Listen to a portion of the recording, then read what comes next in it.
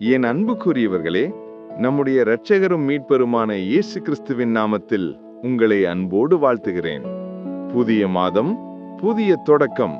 இதை காணச் செய்த தேவனுக்கு கோடான கோடி ஸ்தோத்திரம். இன்று தேவன் உங்களுக்காக வைத்திருக்கும் ஒரு அற்புதமான வாக்குத்தத்தம்.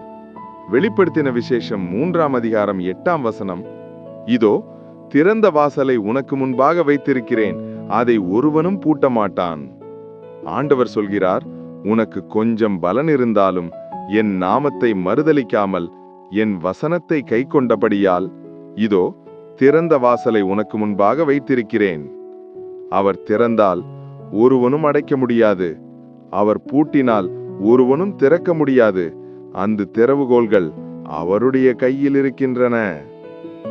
அவர் புதிய வாசல்களை திறக்கிறார், புதிய வழிகளை திறக்கிறார், புதிய ஆசீர்வாதங்களை உங்களுக்காக தயார் செய்கிறார். தேவன் உங்களுக்காக வானத்தின் வாசலை திறக்கிறார். உபாகமம் 28ஆம் அதிகாரம் 12ஆம் வசனம் சொல்லுகிறது, கர்த்தர் தமது நல்ல பொக்கிஷசாலையான வானத்தை உனக்காக திறப்பார். இது ஆசீர்வாதத்தின் மழைக்காலம்.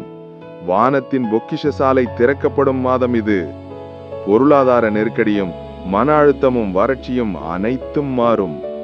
வானத்தின் பலகணிகள் திறந்து ஆசீர்வாத மழை கொட்டும் மாதம் இது. சிலர் சிறைப்பட்டிருக்கிறார்கள்.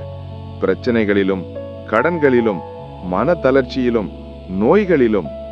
ஆண்டவர் சொல்கிறார், நான் உன் சிறைச்சாலையின் கதவை திறக்கிறேன். யோயாக்கின் 37 வருடங்கள் சிறையிருப்பில் இருந்தான். ஆனால் ஒரு நாள் கர்த்தர் அவனை விடுதலை செய்தார். அதே போல நீண்ட நாட்களாக அடிமைத்தனத்தில் இருந்த உங்கள் வாழ்க்கையை இந்த மாதம் ஆண்டவர் மாற்றி விடுவார். சிறைச்சாலையின் கதவுகள் தானாக திறக்கப்படும். சங்கிலிகள் கழையும். கண்ணீருக்கு முடிவு வரும். சொப்பனம் காண்கிறவர்களைப் போல மகிழ்ச்சி திரும்பும். தேவன் தன்னுடைய ஆயுதசாலையை திறக்கிறார்.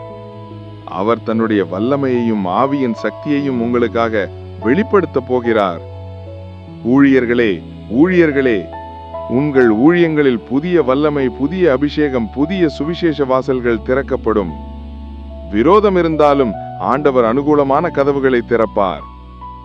திருவசனத்தின் வாசல்கள் தேசமெங்கும் திறக்கப்படும். மனங்கள் திறக்கப்படும். கண்கள் திறக்கப்படும். குருடர் பார்ப்பார். கட்டுண்டவர்கள் விடுதலை பெறுவார்கள். ஜெபம்.